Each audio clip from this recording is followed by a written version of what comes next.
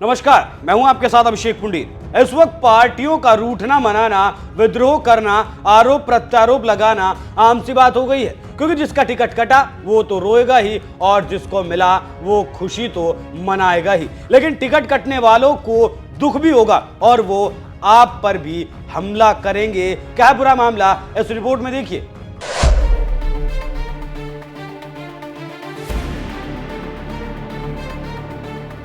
मोदी शाह के लिए उमा भारती और सुब्रमण्यम स्वामी दो ऐसे नेता हैं जिनको ना ही निगलते बन रहा है और ना ही उगलते बन रहा है, क्योंकि मोदी के खिलाफ जितना जहर स्वामी ने उगला है, अगर कोई दूसरा कहता तो अब तक पार्टी से बाहर कर दिया गया होता। लेकिन मोदी शाह चुप बैठे हैं। ठीक उसी तरह उमा भारती जिस तरह से नाक में दम किए हैं, आज तक इतनी ताकत पाने के बावजूद मोदी शाह की हिम्मत नहीं हुई कि कुछ कह सकें।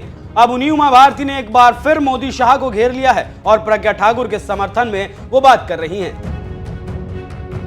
जी हां, प्रज्ञा ठाकुर को भोपाल से बीजेपी ने टिकट नहीं दिया है। ऐसे में टिकट कटने की बात जब उमा भारती से पूछी गई तो उन्होंने बड़ी बेबाकी से जो जवाब दिया उसको सुनकर सब अवाक रह गए। बीजेपी सांसद साध्वी प्रज्ञा ठाकुर का टिकट कटने पर उमा भारती ने कहा कि उन्होंने हम लोगों के लिए बहुत बड़ी कुर्बानी दी है। प्रज्ञा ठाकुर से कहेंगी कि वो हम सबको माफ करें तो आप समझ सकते हैं कि क्या कहा है। अभी प्रज्ञा से पहले उमा भारती ने खुद ही ऐसा लेटर बम फोड़ा कि मीडिया की सुर्खियां बन गया। भोपाल में उमा भारती ने कहा कि पार्टी अध्यक्ष जेपी नड्डा को साफ करना चाहिए कि मैं चुनाव नहीं लड़ना चाहती। अगर वो साफ नहीं करेंगे तो मैं अपना पत्र सार्वजनिक कर दूंगी। तो आप समझ सकते हैं कि उमा ने कैसे केंद्रीय नेतृत्व को धमकी देते हुए एक लेटर लिखा है।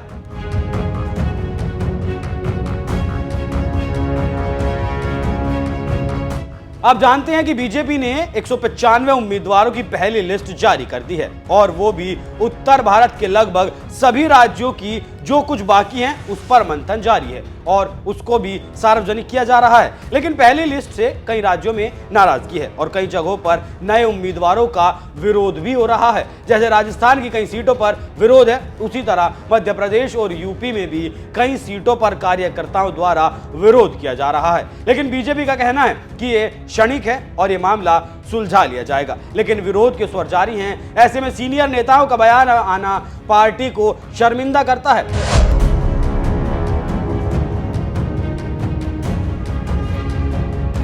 आप जानते हैं कि दिल्ली में बीजेपी ने 4 लोकसभा सीटों का टिकट काट दिया है। इसी तरह मध्य प्रदेश, राजस्थान और यूपी में भी टिकट काटे गए हैं और विरोध के स्वर सभी जगह से लगातार उठ रहे हैं। अब देखना होगा कि आगे और कितने नेता अपना विरोध दर्ज करवाते हैं और पार्टी क्या कुछ करती है। लेकिन राजनीतिक विश्लेषकों की माने तो सीनियर नेताओं के बयान से पार्टी की छवि को बड़ा धक्का लगा है। ऐसे में विपक्ष को नया मुद्दा मिल जाता है और ये मोदी की छवि के लिए ठीक नहीं है। देखना होगा कि इस तरह के विरोधी स्वर को पार्टी कैसे हैंडल करती है और इन विरोध में उठ रहे स्वरों को वो दबाती है। आपको ये खबर कैसी लगी उस पर अपनी राय हमें कमेंट कर जरूर बताइएगा। नमस्कार।